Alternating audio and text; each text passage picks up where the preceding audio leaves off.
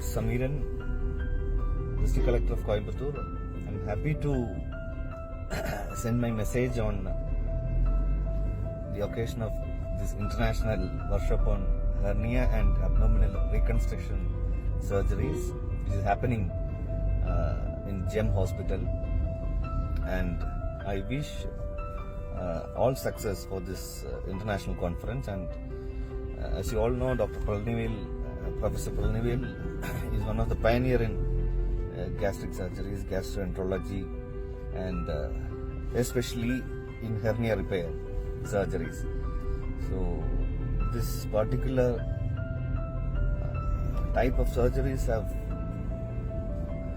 come a long way, starting from the very old traditional way of opening it up and repairing it with a mesh to minimally invasive repair through laparoscopy.